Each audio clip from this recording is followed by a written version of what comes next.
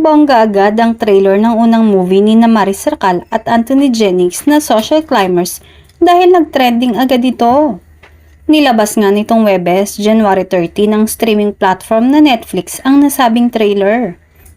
Talagang ang lakas ng Maton Love Team dahil 4 na oras pa lang ay halos 2 million na ang views nito at pinag-uusapan pa sa iba't ibang social media platforms. True Love, Fake Lives. Can Maris Racal and Anthony Jennings come their way to happiness? Say ng Netflix Philippines sa kanilang caption. Sinabi rin nila na mapapanood ang nasabing movie sa February 27, 2025. Dagdag pa dyan ang malakas na chemistry ng dalawa.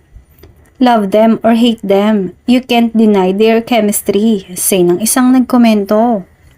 May ilang netizen din ang nagsabi na susuportahan nila ang movie ng dalawa. I say, salute to Netflix for being so brave despite of the issue happened last year.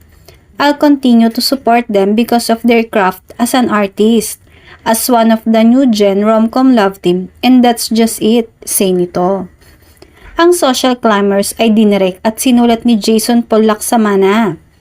Maaalalang March last year nang pinost nila ang photo ng naganap na meeting nila para sa proyektong ito.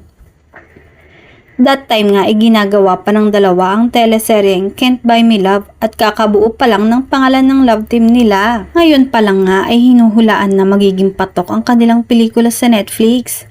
Kahit nga nagkaroon ng hindi magandang issue tungkol sa kanilang dalawa, ay madami pa ring sumusuporta sa love team at mukhang mas lalaki pa. Kung sa bagay, magaling naman talaga pagdating sa aktingan ng dalawa. Mapa-comedy or drama ay tiyak na babagay sa kanila.